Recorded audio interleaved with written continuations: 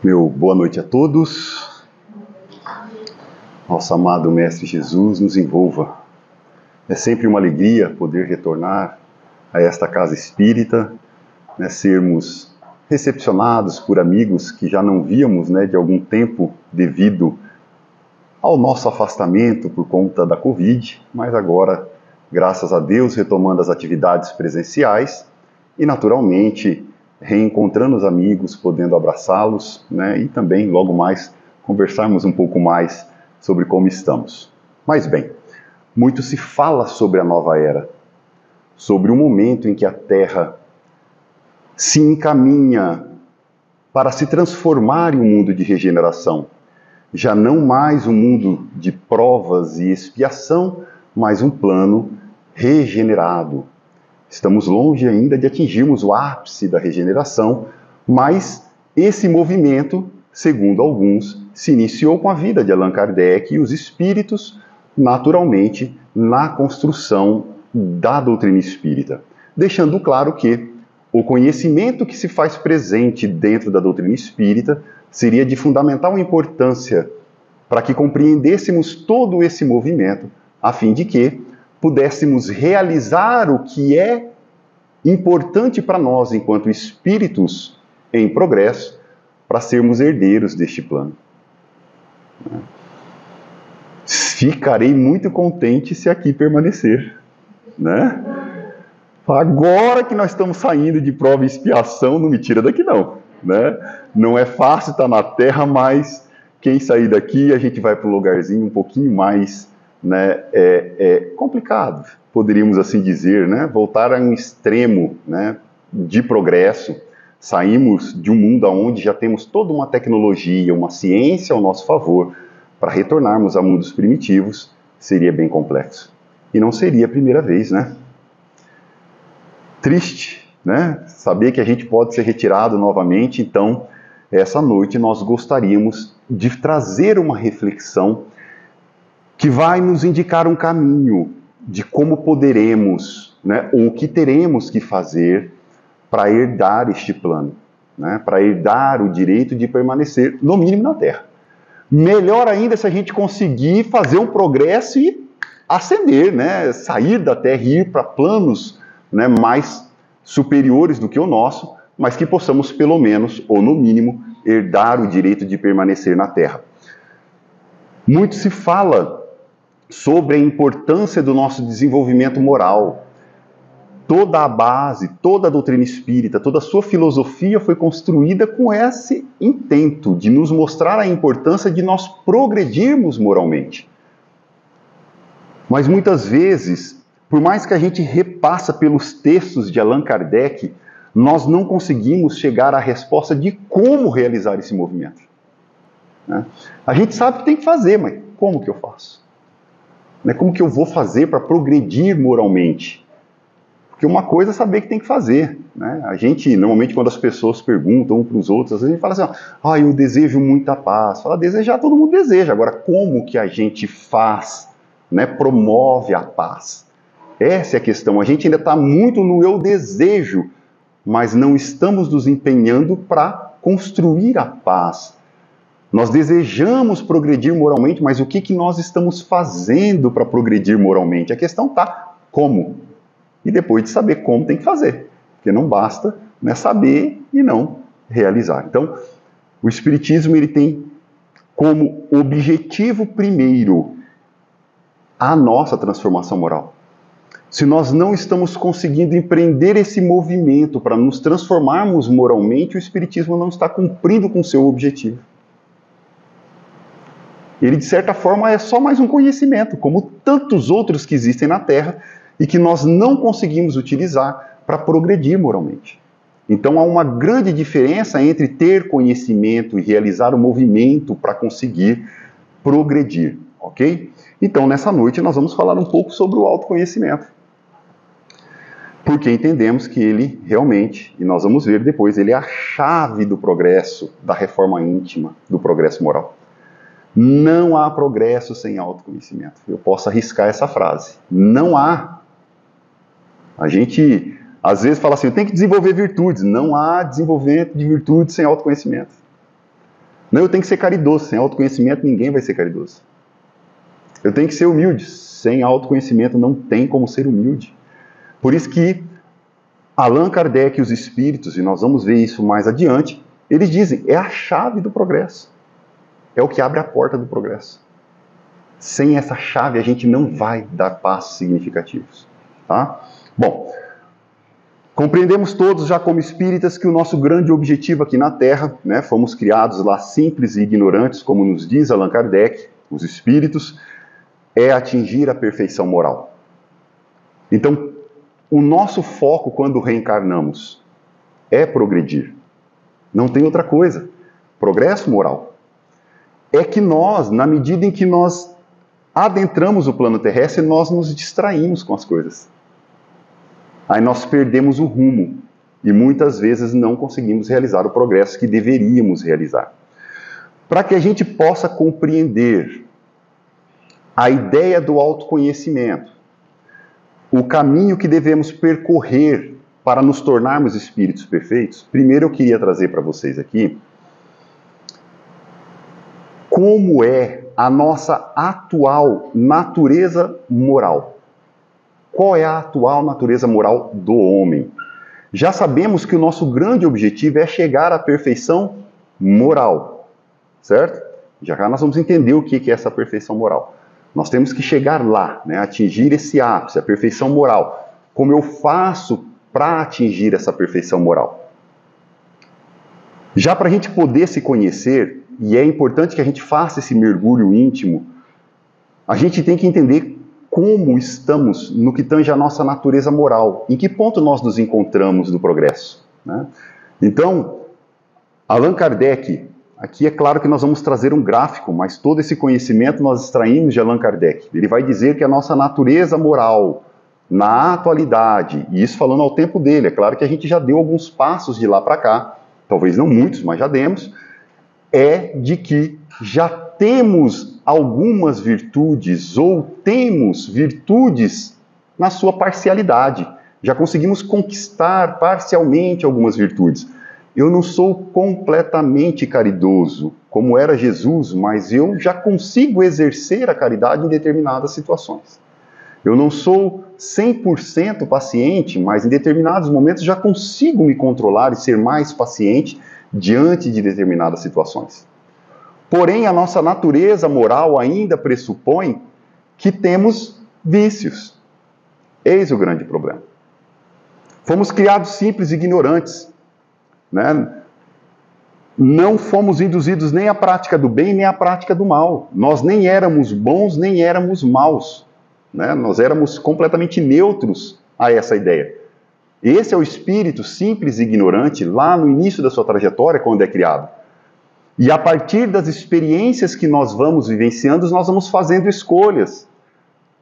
Errar faz parte do progresso, mas quando insistimos no erro, a partir do momento em que percebemos que ele é um erro, nós desenvolvemos vícios. Esse é o grande problema.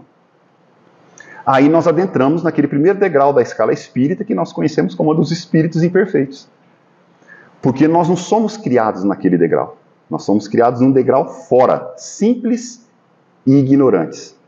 Quando nos fazemos maus, aí nós adentramos esse degrau. Aí a volta para chegar a espírito bom se torna grande. Nós poderíamos fazer o caminho reto, sem passar por esse degrau do espírito imperfeito. Se nós estamos aqui na Terra, nós temos que nos perguntar, será que nós escolhemos estar no degrau do espírito imperfeito? Né? Talvez não. Né? É uma questão íntima, né? Uma questão que nós temos que analisar intimamente, tá? Buscar intimamente. Mas então percebam que nós já temos então vícios e virtudes, infelizmente. Bom seria se nós não tivéssemos desenvolvido esses vícios, né? A nossa preocupação fosse só desenvolver a virtude. Agora nós temos que fazer um trabalho para combater o vício e desenvolver a virtude. Está vendo que requer mais tempo, requer mais esforço, né? Para aquele que adentrou a Terra, falando dos vícios materiais, por exemplo, não desenvolveu o vício do alcoolismo. Ele tem que se preocupar com outras coisas, mas para aquele que desenvolveu, nós temos que fazer um empenho para nos livrarmos, e nenhum vício é simples. E não é, a gente fala do alcoolismo, gente, mas tem o vício do açúcar, tem a gula, tem tantos outros vícios materiais que nós encontramos que são vícios. Né? Que às vezes a gente fala muito da questão do alcoolismo, do tabagismo e das drogas, mas nós esquecemos que existem outros vícios que são vícios. Talvez eu não tenha tido a oportunidade de ter o acesso ao álcool. Talvez a minha família, muito cuidadosa, não permitiu, né? Não me deu acesso e eu consegui entender. Então nessa eu não estou. Mas e a Coca-Cola? Né? Às vezes a gente não vê isso aí.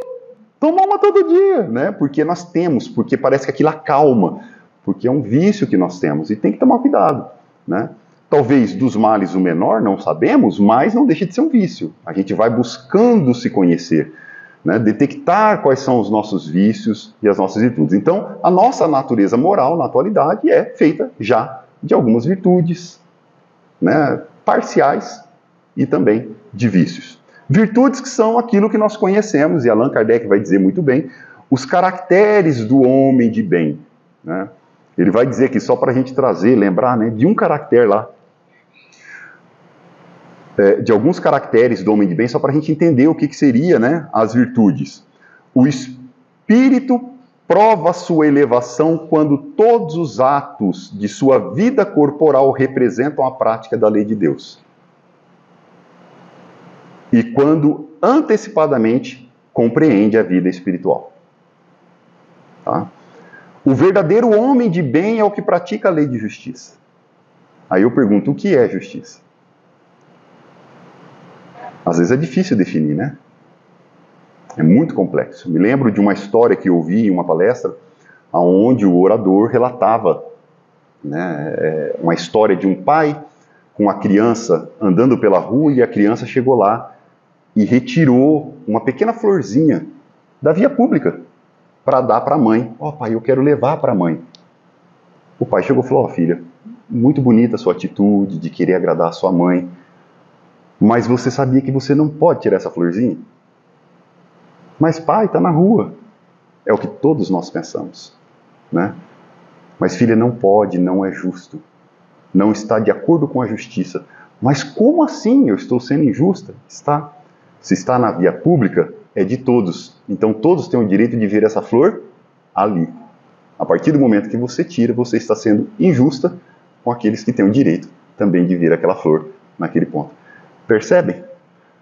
Justiça, o senso verdadeiro de justiça do Espírito perfeito é muito profundo. Tem muitas coisas que nós nem conseguimos ainda perceber que estamos sendo injustos, né? Então ele continua. A prática da lei de justiça, do amor, da caridade, na sua maior pureza. Possuído do sentimento de caridade e de amor ao próximo, faz o bem pelo bem, sem contar com qualquer retribuição, e sacrifica seus interesses à justiça. Se alguém me passasse a perna e tirasse todos os meus bens materiais, como eu agiria? Com o bem? Então nós já vamos vendo que tipos de vícios, nós já carregamos vícios morais dentro do nosso mundo físico. Então assim, lá no Livro dos Espíritos nós encontramos todos os caracteres do homem de bem. Tá? São centenas de virtudes que nós temos que desenvolver, não são poucas. Né? Centenas já catalogadas. Né? A tolerância, a benevolência, o perdão e tantas outras virtudes que fazem parte de uma virtude maior que é o amor. O amor, eles vão dizer que é o conglomerado de todas as outras virtudes. O dia que nós aprendemos a amar como Cristo amou, nós já desenvolvemos todas as outras virtudes. Então, a importância de nós compreendermos as virtudes de forma isolada é porque ali nós vamos vendo detalhes que vão nos promovendo reflexão, ou seja, nós vamos nos voltando para o nosso mundo íntimo e vamos percebendo detalhes em nós que precisa ser modificado. Então, quando nós falamos do perdão, nós paramos para refletir em relação ao perdão. O que é perdoar? Vocês sabiam que perdoar significa não deixar nenhum sentimento ruim adentrar a alma? Isso é perdão. O perdão, quando já desenvolvido, nenhum sentimento ruim adentra a alma. O que eu quero dizer com isso? Nós temos o nosso mundo íntimo. Nós possuímos algumas faculdades. Né? Por exemplo, a faculdade do sentir. Essa faculdade permite com que eu perceba o mundo que existe fora do meu mundo íntimo. Então, aqui, estando na matéria, através dos nossos órgãos físicos, eu percebo o mundo fora da minha alma. E eu carrego, através desses órgãos, informações para o meu mundo íntimo, que me permite fazer reflexões, e a partir dessas reflexões eu vou agir, realizar, criar.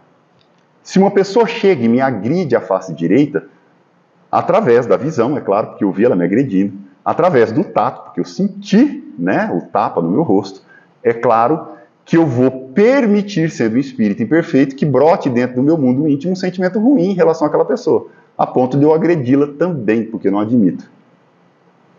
Se eu soubesse o que realmente é o perdão e já o tivesse, nem o sentimento ruim adentraria minha alma.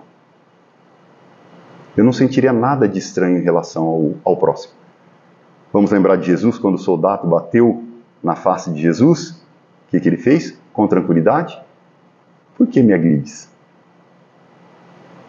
Perguntou, o soldado não sabia nem por que estava agredindo, porque Jesus foi trazido, ele não sabia nem por que Jesus estava ali, e ele já foi batendo em Jesus. Não, por que você está me agredindo?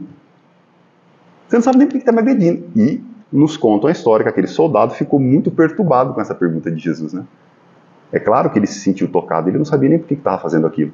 Então vejam, né, a perspicácia, a capacidade desse espírito que era Jesus de fazer reflexões e de utilizar suas virtudes. Jesus perdoou exatamente naquele momento, não adentrou um único sentimento ruim, não se formou nada dentro da sua alma. Então veja que é importantíssimo nós entendermos o que é cada virtude, defini-las muito bem para poder desenvolvê-las. Mas eu não consigo desenvolvê-las se eu não me conhecer bem. Os vícios, vai nos dizer Allan Kardec, né? Todos são filhos do orgulho, do egoísmo, né? Mas o orgulho é filho, né? O egoísmo é filho do orgulho, né? Então nós vamos ver que todos os demais vícios brotam desses dois. Esses dois eles estão na raiz dos demais vícios. Quando nós combatemos esses dois, nós combatemos todos os outros. Mate a raiz, mata todos os outros. Mate o orgulho, acabou tudo. Né? Só a gente deixar de ser orgulhoso, como se fosse muito simples, né? Mas não é. Mas quando nós freamos o orgulho, né, aquela sensação de que nós somos melhor do que o outro, né, de que eu tenho mais do que o outro, de que eu, enfim, aquilo que me eleva, né, que aumenta o meu ego. A partir do momento que eu combato este vício, eu estou combatendo todos os outros. Eu vou deixar de ser ciumento. Eu vou deixar de ser invejoso. Mas como assim? Eu combato o orgulho e eu vou deixar de ser ciumento? Sim. Por que nós somos ciumentos? Por que eu tenho ciúme do outro? Porque eu acho que o outro é meu. Propriedade minha. Como se eu tivesse esse poder, né? A gente mata em casa, carro, eu vou ter o outro para mim. Olha só. Eu estou falando de um espírito que adentrou o mundo material para viver experiências comigo como se eu fosse dono daquela pessoa. A partir do momento que nós combatemos o orgulho, essa sensação se vai embora. Ok? Mas nós não vamos falar aqui sobre vícios e virtudes, né? Nós só estamos compreendendo a natureza moral do homem. Mas, entre esses dois, há algo muito importante que eu também instigo vocês a estudarem. São as paixões. Tá? Temos paixões. Quando adentramos o plano terrestre, nós temos paixões. Tá? Porque nos é necessário cumprir determinadas regras, principalmente para nos mantermos vivos. Então, sempre que nós falamos assim sobre paixão, a primeira ideia que vem na nossa cabeça é de que a paixão é algo ruim, né? Porque vem daquela ideia, não pode ter amor, não pode ser paixão, tem que ser amor. Para ser amor, eu tinha que ser Jesus. Eu brinco com a minha esposa, né? Eu já falei isso várias vezes. Ela falou, não me pergunta se eu te amo não, porque eu vou ter que perguntar o que você entende por amor. Que vai depender do que você entende por amor, porque dependendo do que você entende. Vamos fazer um pensamento filosófico aqui a respeito do que é o amor? Porque o que é o amor? Tem pessoas que confundem sexo com amor. Né? Vamos fazer amor? Não, vamos fazer sexo. É um ato físico, não tem nada a ver com sentimento. É um ato físico. Agora, quais sentimentos que tem por detrás, aí é que muda. mas não tem a ver com o ato físico propriamente. Percebe? Né? Então, assim, nós temos que compreender o que realmente são as virtudes. Né? Porque dependendo, se ela chegar para mim e falar assim, não, amor é aquilo que Jesus sentiu pelos outros, eu falo, sinto lhe dizer, mas eu acho que eu não te amo, não. Porque eu não tenho aquele amor incondicional que Jesus tem. O nosso amor ainda, ele é, né, se podemos chamá-lo de amor condicional. Não, eu te amo porque você está comigo e me ama, porque o dia que você deixar de me amar, eu já não te amo mais também. Percebe? Né? Eu te amo porque eu tenho isso de você, porque se não tivesse também eu não te amava. Então a gente vai tentando compreender esse pensamento. Mas eu costumo dizer o seguinte, olha gente, sem paixão não existe nada. Tá? Sem paixão não existe nenhum amor. E se tratando dos espíritos imperfeitos que ainda somos, nós poderíamos definir muito mais do que isso que eu vou trazer para vocês, porque não temos tempo hábil para trabalhar todos esses temas. O meu está no autoconhecimento, nós nem chegamos lá ainda. Tá? Mas veja só, as paixões, nós poderíamos dizer que é uma força, é uma energia que movimenta a ação. Tá? Ela é neutra, ela não é nem boa e nem má. Vai depender para onde eu quero canalizá-la. Então Allan Kardec vai dizer o seguinte, que as paixões em seu princípio, elas são sempre boas. Nós precisamos nos alimentar para sobreviver. É uma paixão. Nós precisamos, né, do ato sexual para troca de energias e também para procriação. Mas no seu princípio, ela é boa. Quando em desequilíbrio, quando não controlada, eu posso partir para o excesso. Então, o problema da paixão está no excesso, naquilo que se acresce, além da necessidade que nós temos. Quando eu parto por excesso, aquilo me cria um prejuízo, eu estou desenvolvendo um vício. Percebe? Então, assim, se eu consigo controlá-la, se eu consigo controlar essa força, eu vou desenvolvendo virtudes. Se eu não consigo controlar, eu desenvolvo vícios. Eu tenho que comer, mas eu preciso comer 2 quilos de comida. Percebe? Isso vai me criando um prejuízo e vai criando uma dependência física, que é um vício, que depois lá na frente se torna muito difícil de eu controlá-lo. Eu tenho que ter o ato sexual, mas qual é a quantidade? De que forma ele deve acontecer? Onde está o excesso? Então a gente tem que buscar o equilíbrio da coisa, para que a gente não se exceda e de repente se perturbe com essas questões. E essas questões nos desviem do nosso foco, que é o progresso. Uma vez realizamos um encontro de jovens, e nesse encontro nós trouxemos casos para serem casos reais, para serem analisados, que foram analisados por uma psicóloga, mas nós conseguimos esses casos, né, para analisar junto com os jovens e falar assim, qual o seu pensamento a respeito disso? E dentre esses casos, tinha um jovem que ele dizia, eu não consigo ficar um dia sem ato sexual. Ele falou assim, já de muito tempo. Ele falou assim, normalmente com pessoas diferentes. Então ele não era casado, então ele sempre buscava e buscava e buscava. E ele chegou em um ponto que ele fala assim, hoje quando eu me relaciono eu já não tenho prazer mais nenhum. É ruim até, mas eu não consigo ficar sem. É o caso de a gente de repente bebe tanta Coca-Cola que já não dá mais o prazer, porque a Coca-Cola é bom quando você toma de vez em quando, ela dá aquela, né? Mas quando a gente toma muito, aquilo já não dá mais prazer, mas a gente não consegue parar. É o vício que está sendo desenvolvido. Porque há um erro, há um excesso, é uma paixão, né? Uma energia que foi canalizada em excesso para um outro lado, que eu não deveria, e agora eu não consigo frear aquilo. Allan Kardec vai falar assim, as paixões é como um corcel, que se dominado serve para alguma coisa. Se não for dominado, meu amigo, só vai te dar problema. Porque ele vai se desgovernar. Aí você pode cair, você pode se machucar, você pode ter sérios problemas com aquele corcel, né? Aquele cavalo, aquele animal. Então percebam a importância das paixões. Ela é neutra. Então quando vem aquele desejo, né? Eu vejo aquele bolo de chocolate maravilhoso, às vezes eu tenho diabetes, né? Não posso, mas aquele desejo, aquela coisa que me impulsiona, essa é a energia da paixão canalizando. Ó, eu sei que eu posso, mas só um pedacinho. Não vou exagerar. Para que isso não me comprometa mais ainda. E assim nós vamos dando passos. Percebem? E isso é para qualquer vício. Né? Então eu já tive amigos, conhecidos, né, que foram alcoólatras, conseguiram se liberar do álcool, e hoje na atualidade quando eu converso com ele, ele fala assim, mas por que você não está junto dos seus amigos? Eu falo, rapaz, eu não posso. Porque eu sei que se eu voltar hoje, eu volto a ser alcoólatra de novo. Eu não consigo. Até hoje eu ainda sinto vontade. E os espíritos vão dizer, lá em Obras Póstumas, num texto intitulado Orgulho e Egoísmo, o seguinte: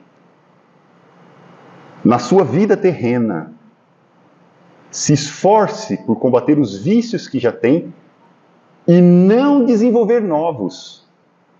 Eles frisam, não desenvolva novos. Porque desenvolver vícios, às vezes você precisa de frações de segundos. Combatê-los, vidas. Vidas. Então, às vezes, um vício desenvolvido vão levar inúmeras reencarnações para que a gente consiga se despojar daquela necessidade. Percebe? Isso representa um atraso para aquilo que nós queremos, que é sermos espíritos perfeitos e sermos felizes. Mas, André, o que eu ganho em sendo um espírito perfeito e feliz? Allan Kardec vai definir lá na própria escala espírita o que é o espírito perfeito, né? E ele vai dizer que os espíritos perfeitos não têm a sua condição de felicidade nunca alterada. Nunca.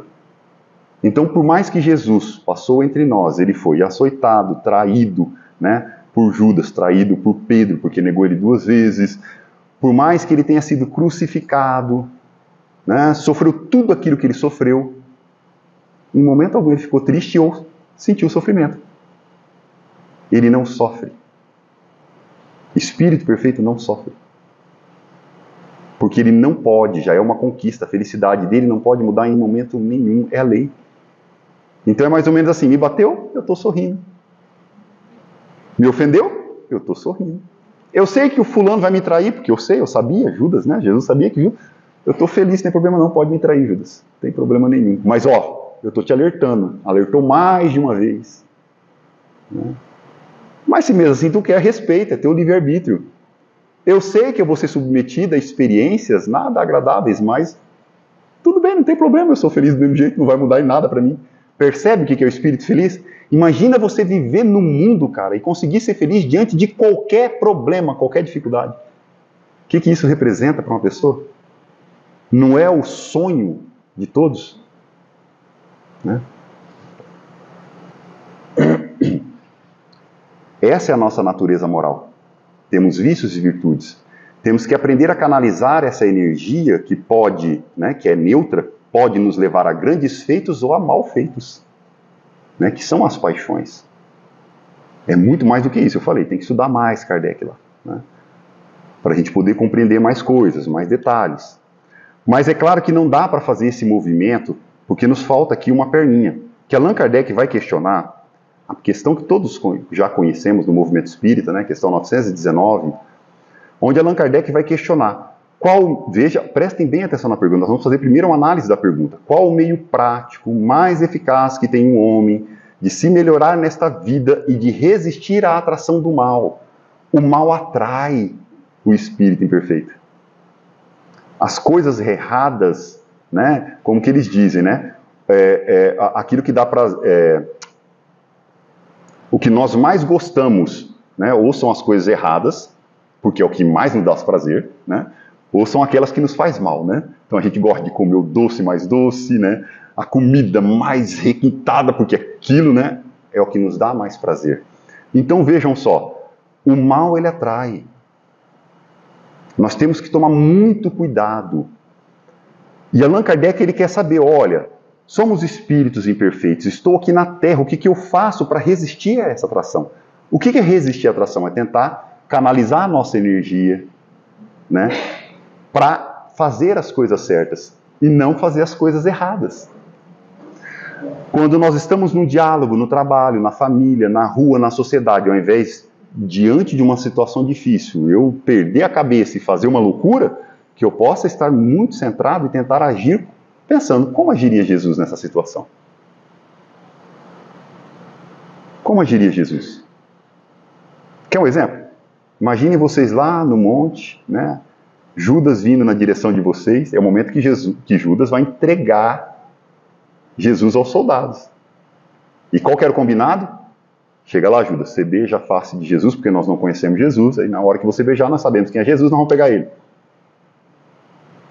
Está lá Jesus, o Judas vem se aproximando.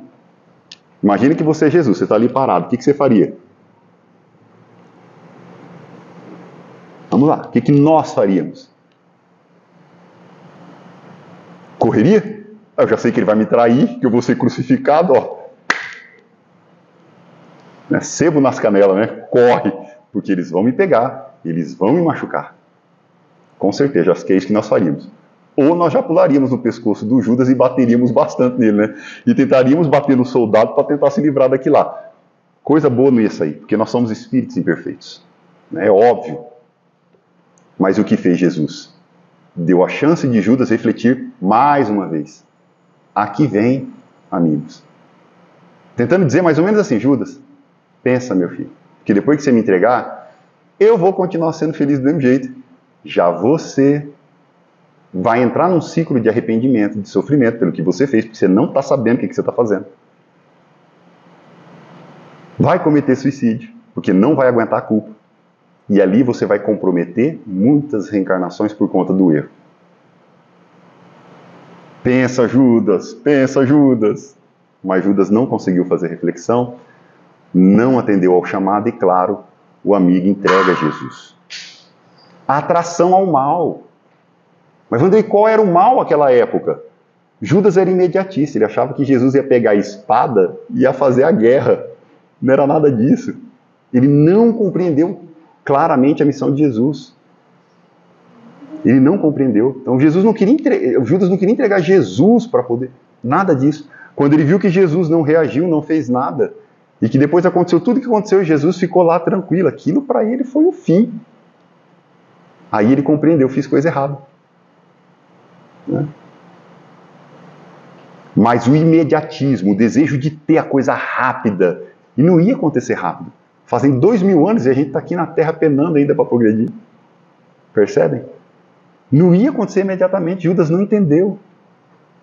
A atração pelo imediato, por aquilo, né, pela guerra, por tentar resolver a força, ele não teve força o suficiente para resistir a essa atração. Mas veja que Allan Kardec está perguntando, eu quero um meio prático. Nós poderíamos entender esse prático de duas formas, né? Uma, que já foi praticado. Algo que alguém já fez e deu certo. Né? E prático que seja fácil também. Alguma coisa simples, porque não adianta vir com coisas mirabolantes que eu não vou conseguir realizar nunca. Né? É difícil, então pensa em alguma coisinha fácil aí para a gente fazer, que a gente consiga realizar o progresso. Porque fazer esse movimento é fazer justamente aquilo que nós vimos. Né? Desculpa, vamos voltar aqui. Né? É fazer justamente aquele movimento que nós falamos, é tentar transformar os vícios em virtudes. Combater vícios, desenvolver virtudes. Mas para combater vícios e desenvolver virtudes, a gente precisa disso daqui, tem que saber qual é a receita. Lembra que eu falei o que fazer? Então vamos lá, ele vai dizer que um sábio da antiguidade vou-lo disse, conhece-te a ti mesmo. O engraçado é que Allan Kardec pede um meio prático, no sentido de que alguém que já tenha feito. Quem que nos deu essa resposta? Santo Agostinho. Santo Agostinho esteve na Terra. Todos conhecem a história de Santo Agostinho? A gente acha que é santo, então ele já era santo desde quando reencarnou. Santo Agostinho tinha sérios problemas morais, gente. Né? Parece que não, mas tinha. Uma das coisas, né? Não gostava de estudar, para começar. Saiu como um dos grandes filósofos da sociedade. Né? Mas não gostava. Né? Santo Agostinho tinha problemas com furtos. Ele roubava. Tinha sérios problemas na área sexual, em termos de se relacionar, em prostíbulos e coisas assim. Fala, meu Deus, mas qual foi a guinada que esse cara deu? E deu, foi uma guinada mesmo. Ele se empenhou, ele criou um método, aplicou o método e conseguiu superar. A ponto de, na codificação, já vir dar comunicação em um outro patamar de progresso. Depois que eu conheci a história de Santo Agostinho, me apaixonei por ele.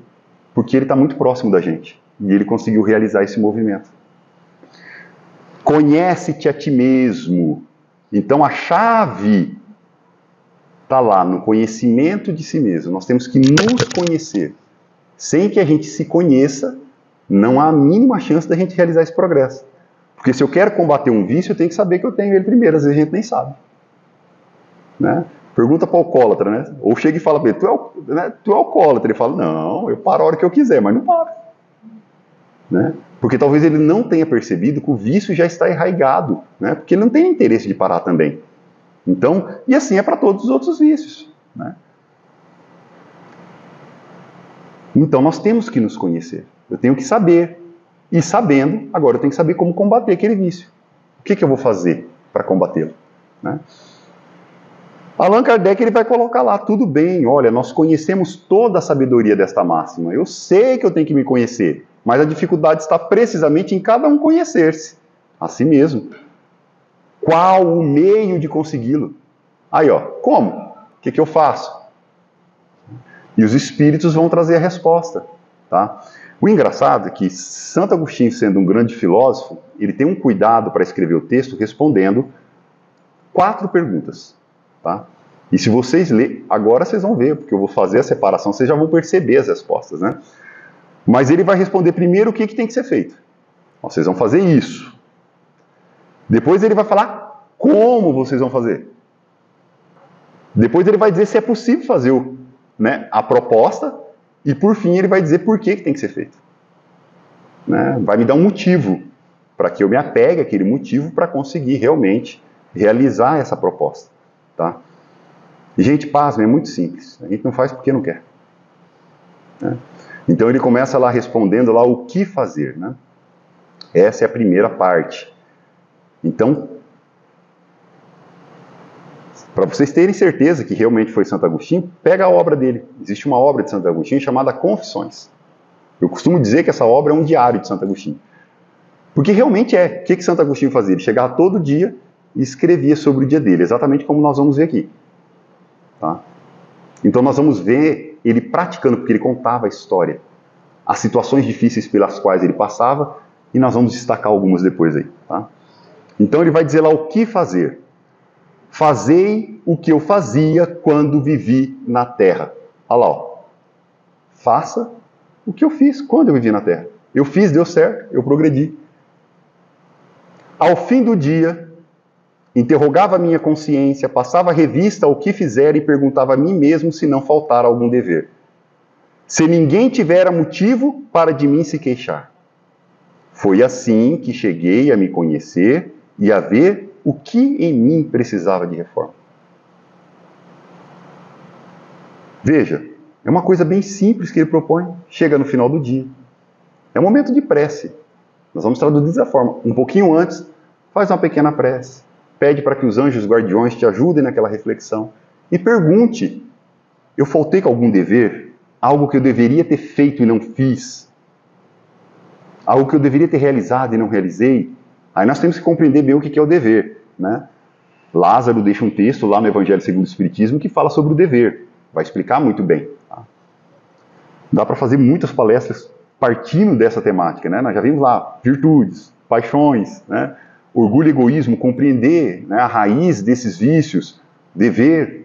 Estou tentando instigar porque é importante a gente compreender bem essas definições para saber o que nós estamos fazendo. Tá? Se ninguém tiver motivo para de mim se queixar, eu falei, será que eu fiz algo que possa ter gerado alguma queixa? Então a gente busca, eu estou lá de noite, eu começo a repassar o meu dia, né, buscando algo que alguém pudesse ter se queixado de mim, ou pudesse levar a uma queixa. Tá? É assim, porque se eu detectar, olha, isso que eu fiz gerou uma queixa para fulano. Então, tem alguma coisa de errado. Não é verdade? Tem alguma coisa que eu tenho que melhorar. É assim que a gente vai se conhecendo. Mas tem muito mais coisas. Vamos lá. Aquele que todas as noites evocasse todas as ações que praticara durante o dia e inquirisse de si mesmo o bem ou o mal que houvera feito, rogando a Deus e ao seu anjo guardião que o esclarecesse, grande força adquiriria para se aperfeiçoar, porque, crede-me, Deus o assistiria. Todas as noites, gente, é todos os dias. Eu tentei fazer uma vez por semana, uma vez.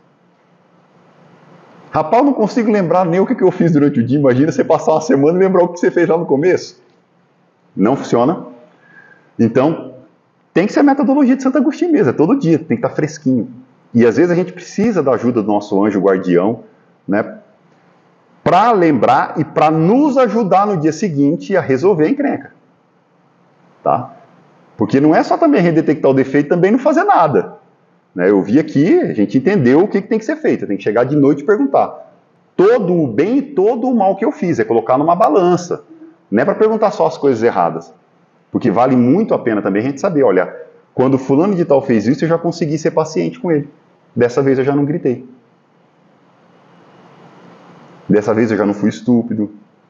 Fulano de tal teve uma atitude que já não me gerou ciúmes dessa vez. Olha, já foi um bem, não foi? Que legal. Eu já consegui realizar um movimento. É claro que talvez outras atitudes ainda me despertem os ciúmes. Mas aquela atitude eu já consegui coordenar. Né? Eu costumo sempre contar a história. Eu falo assim, ó, né, às vezes eu falo assim, não, já não sou mais ciumento, né? Eu já vejo minha esposa dando 3 beijinhos ali no fulano, nesse cano, já não me incomoda mais, já consegui superar. Então já não sou mais ciumento. Até ver ela tirar um cabo para dançar. Pronto, ciúmes voltou. Por quê? Porque são situações, gente. A gente vai aprendendo com as situações e nós vamos aprendendo a controlar aquela emoção que se forma no nosso mundo íntimo com as situações. Até que a gente repara todo o mal. Ok? Até que a gente consegue reparar todo o mal. Mas não se iludam achando que só porque eu superei uma situação foram todas. Algumas situações a gente supera, a gente tolera, a gente está tranquilo. Se prepara, porque já já Deus te coloca em outra. Né? É exatamente isso daí. Né? Deus ele utiliza, né, os parceiros para que um faça determinadas situações a fim de que o outro sinta ou perceba os vícios que possui. Então a gente sempre está com pessoas meio que opostas mesmo. Né? Os opostos se atraem. Somos bem diferentes. Por quê? São nessas diferenças, né, que a gente vai percebendo aquilo que em mim precisa ser modificado. E eu e minha esposa, por exemplo, nós somos muito diferentes. A gente teve que, ao longo da nossa trajetória, ir aprendendo a lidar um com o outro, porque somos diferentes.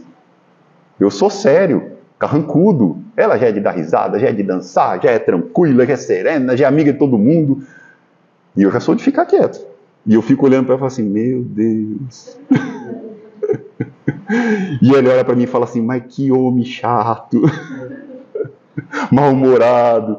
Mas é a realidade. Veja, a gente vai aprendendo, porque nós vamos nos perceber. A oportunidade é para que a gente se perceba, e não é perceber o outro, gente.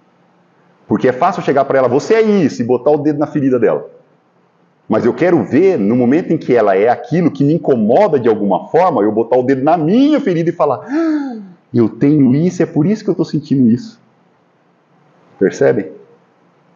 Então eu não tenho que ficar colocando o dedo na ferida dos outros, tem que colocar o dedo na minha ferida, porque é o meu progresso que está em jogo.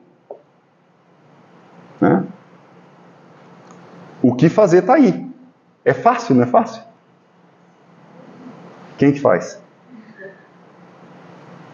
Agora ele vai trazer aqui, ele falou o que fazer, mas ele vai dizer como fazer. Olha lá.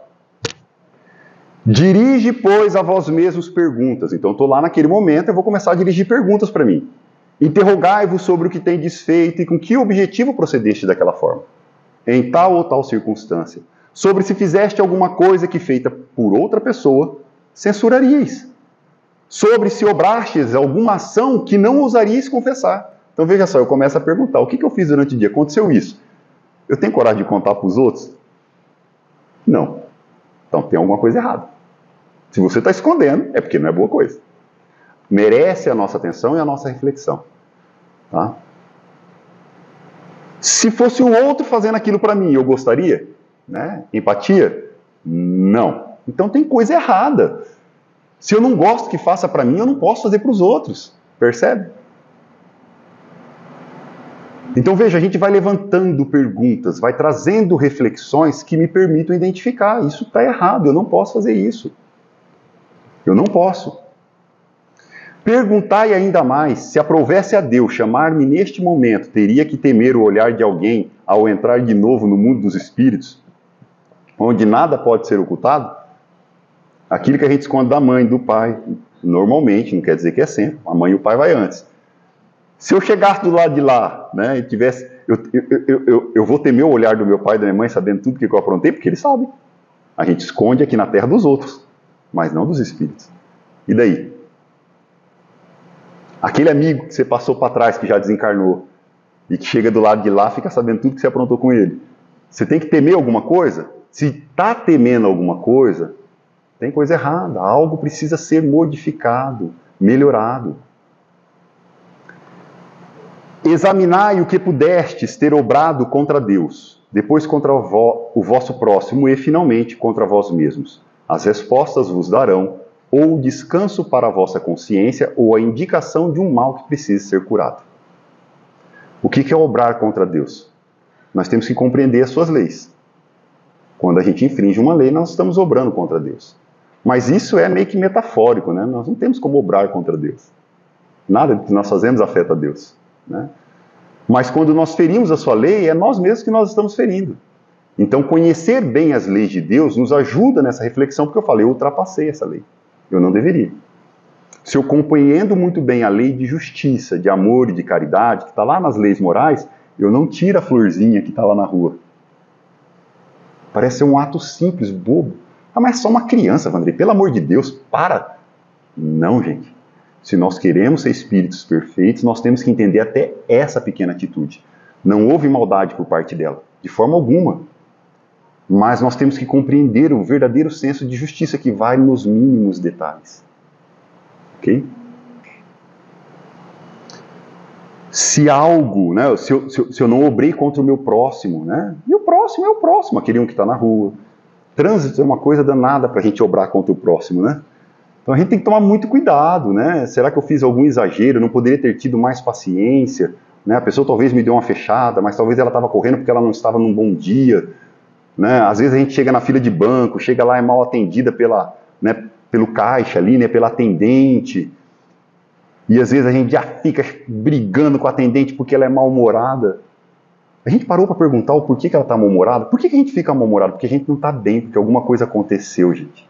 Talvez ela está com a mãe internada, à beira da morte.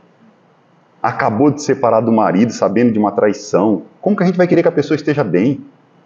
Mas é obrigação dela estar sorrindo lá no caixa. Não, seria, se fosse o espírito perfeito. Mas a gente ainda não é. Percebe? Nós ainda somos falíveis. Então nós temos que parar. Se somos nós que queremos progredir e herdarmos no mínimo a Terra, vamos lembrar? No mínimo a Terra. Nós temos que fazer esse movimento, é nós que desejamos melhorar. Então eu, no mínimo, vou chegar lá, eu vi que você não está muito bem, posso te ajudar em alguma coisa?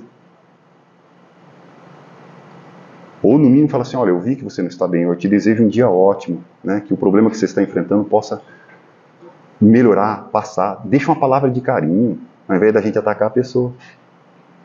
Né? Mas nem sempre a gente consegue ser assim. Às vezes a gente quer pular no pescoço mesmo e dar uma esganadinha, né? Aí a gente erra. O que a gente tem que fazer? Chega à noite, pergunta, detecta o erro e fala, poxa vida, errei de novo, na mesma coisa. Ah, eu já fiz isso aí um monte de vezes. Mas é assim. Lembra que eu falei que é difícil se livrar dos vícios? Está lá, né, no texto de Obras Póstumas. A gente cai, levanta. O que eu faço amanhã? Estratégia, gente. Eu tenho que pensar no que eu vou fazer amanhã, se aquela situação acontecer de novo. Se aquilo acontecer de novo, eu vou pegar a aguinha benta de Chico Xavier e botar na boca. Né? Porque eu sei que se eu falar alguma coisa, eu vou jogar água na cara do outro e eu não vou falar nada. Então eu vou ficar quietinho. Né? Vou ficar quietinho. Para não... Talvez não vou falar boas palavras, mas pelo menos já não vou falar palavra ruim também. Mas vou ter pensamentos ruins em relação à pessoa, porque botar água na boca só não me permite ação, mas o pensamento está acontecendo. À noite, de novo, eu falo, tudo bem. Eu não falei, mas eu pensei. O que eu tenho que fazer no outro dia? Mudar o foco do pensamento. Porque não basta não fazer o mal. Eu não posso pensar mal. Percebe? O progresso se dá nas duas vertentes, é na ação e no pensamento. Também não posso pensar mal, senão eu continuo o espírito perfeito.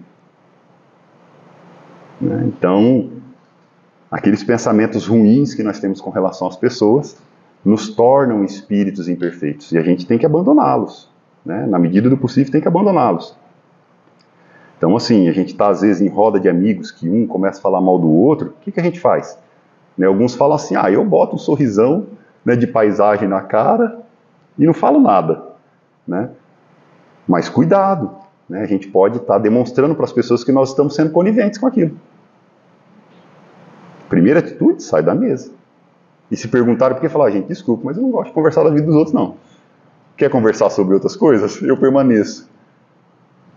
Porque é algo ruim, percebe? A gente vai mudando as nossas atitudes e vai dando ensejo para que o outro mude também, né? Agora, é claro que Allan Kardec vai fazer essa pergunta. É possível fazer isso? Por que ele vai fazer essa pergunta, né? Por que Santo Agostinho vai trazer a resposta para isso? Melhor dizendo. Porque, gente, vocês pararam para pensar que nós estamos tentando julgar nós mesmos? Mas como é que eu julgo a mim mesmo? Eu vou tentar encontrar desculpa para tudo. Não, eu fiz isso por causa disso. Eu fiz isso por causa... A gente começa a encontrar desculpas. É o mais natural. Para tentar validar a nossa atitude. Por quê? Porque no fundo eu não quero me mover, eu não quero mudar. Eu quero simplesmente validar a minha atitude. Esse é o ponto. Mas Santo Agostinho vai trabalhar com a gente. Ele vai dizer assim, o conhecimento de si mesmo é, portanto, a chave do progresso individual. Aí a palavra, né? A chave. Então, aquele subtítulo não é meu, é de Santo Agostinho. Não há progresso sem autoconhecimento. Eu tenho que perceber quais são os meus vícios para poder combatê-los. Eu tenho que ver que virtudes me faltam. Aí eu tenho que conhecer as virtudes, porque se eu não as conheço, eu não consigo praticá-las, né? Se eu chegar para vocês aqui e disser assim, olha, vocês têm que ser humilde. O que é ser humilde? Eu escuto gente falando até hoje, ser humilde é não ter dinheiro. Eu falo assim, mas gente, humildade não tem nada a ver com pobreza. A gente tem que compreender o que realmente é ser humilde. E tem uma definição muito extensa. A tolerância, a benevolência. O que é ser benévolo? O que é o perdão? O que é a caridade? E tantas outras virtudes, né? O que é a compaixão? Não faço nem ideia do que sejam tantas virtudes, né? Veja, se eu não as compreendo, eu não consigo usar a ferramenta para combater o vício. Então veja que o convite é o quê? É de autoconhecimento, e na medida em que a gente encontra limites, eu tenho que buscar a ferramenta que vai me ajudar a combater o vício que eu tenho. Qual é a ferramenta para combater isso? Por exemplo, a humildade vai combater o egoísmo. Quanto mais nós conhecermos sobre humildade, mais eu combato o egoísmo. E para combater o orgulho, que é o pai do egoísmo? Desculpa. Já falei coisa inversa, é o contrário. Né? A humildade combate o orgulho e a caridade combate o egoísmo. Né?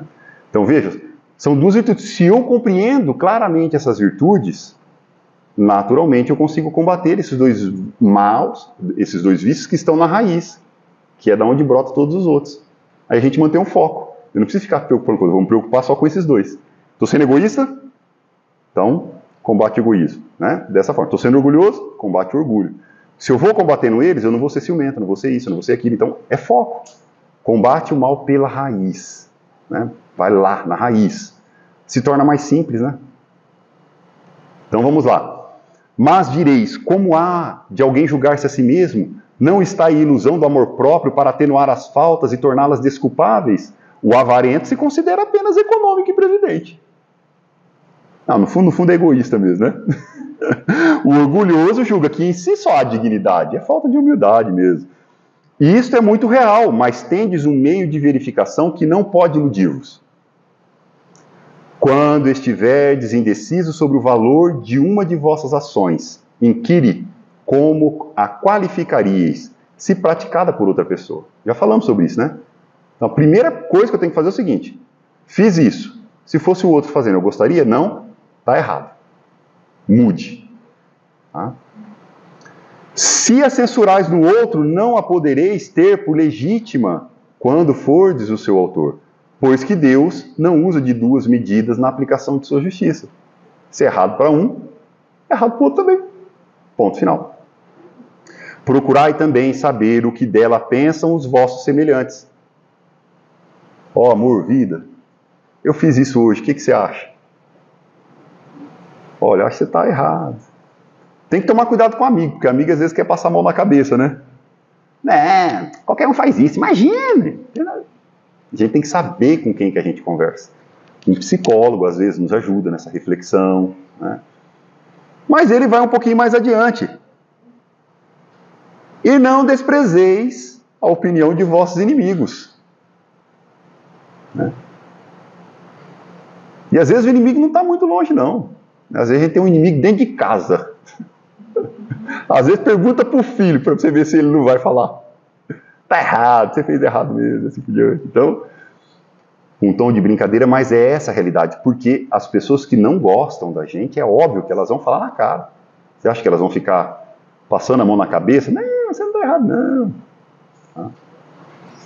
Tudo isso Santo Agostinho fazia. Perceberam?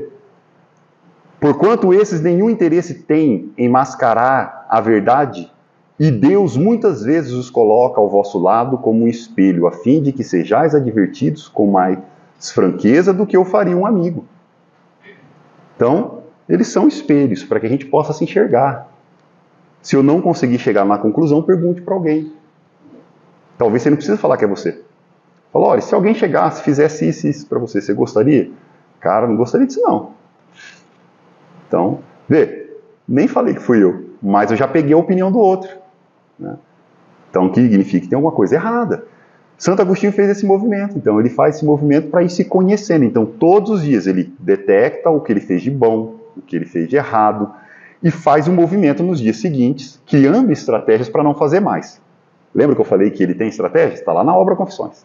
Santo Agostinho tem um determinado texto que ele fala assim, que em um certo dia, ele andava pela rua e ele viu uma mulher. Né? E ele tinha pensamentos pecaminosos, ele vai dizer, ele vai se utilizar muito do linguajar da religião católica, né? Porque era. Então ele vai falar assim, se vê em pecado em pensamento naquele momento. Por quê? Porque há não muito tempo ele vivia desta vida, né? Onde as mulheres eram somente um objeto do desejo do homem. Percebe? Então ele diz o seguinte, na hora que eu fui e que eu tive o pensamento, o que ele fez? Ele se virou e se jogou no espinheiro. Aí fala assim, meu Deus, você está falando, André, que eu tenho que me jogar no espinheiro? Não. Agora nós temos que entender qual que é o pensamento de Santo Agostinho. O que Santo Agostinho vai falar é que nós temos que cortar aquilo que na área da psicologia eles dizem é o fluxo do pensamento. Porque o pensamento ele começa pequeno. Se eu o mantenho, vou alimentando, ele toma uma tal força que eu não vou resistir e vou para a ação.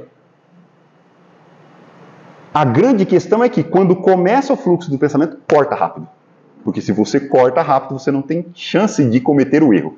Você pode até pensar mal ou qualquer coisa assim, porque ainda estamos trabalhando essas questões. Mas eu pelo menos já não vou agir. Quando ele pulou no espinheiro, ele sentiu dor. Quando ele sentiu dor, quem que vai lembrar de mulher ou qualquer coisa? Percebem? Ninguém tem que martirizar o corpo. Existem várias outras formas da gente cortar o fluxo do pensamento.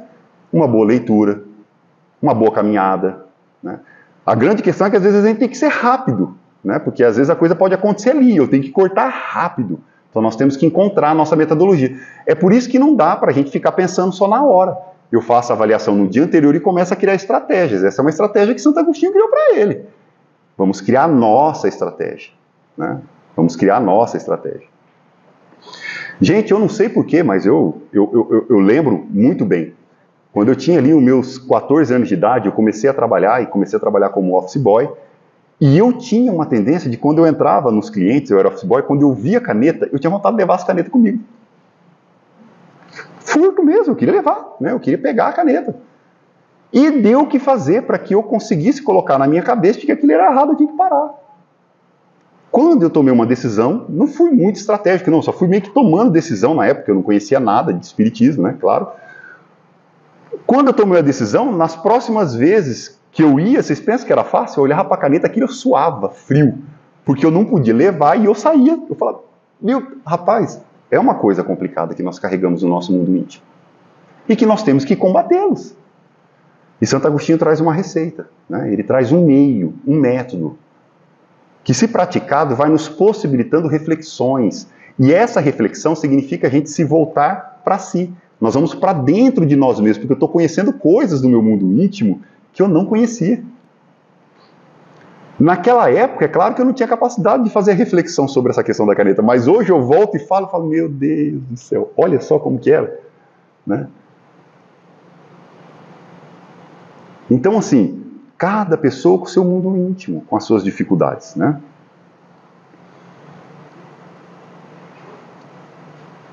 Perscrute, já indo para o nosso final, tá, pessoal?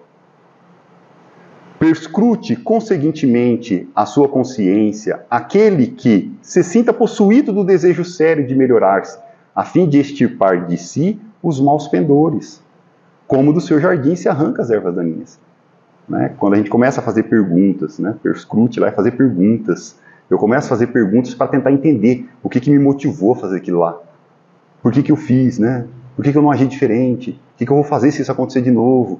Né? Como eu vou fazer para resolver? Porque às vezes eu fiz algo que possa prejudicar alguém seriamente. Fala, como que eu vou resolver isso agora? Porque lá no céu e inferno nós vamos encontrar aqui. Para resolver os problemas com a lei, nós temos que reparar o mal que nós fizemos. Então, se ainda estamos a caminho com aquilo que nós estamos prejudicando, resolva rápido. Assume, né? Assume o erro, né? Assume a culpa e resolva. Porque depois que o amigo desencarna, ele vai estar lá te esperando. Com um olharzinho bem estranho. Depois fala, não acredito que foi você que fez isso comigo. Né? Aí é muita reflexão, gente. É claro que a gente pode perder muita coisa quando assume o compromisso. Né? Vamos lá, Paulo, né? Saulo se transformou, Paulo perdeu muita coisa, né?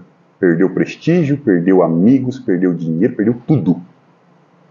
Materialmente falando, mas espiritualmente ganhou muito, né? Paulo sai dando um salto no progresso daquela encarnação.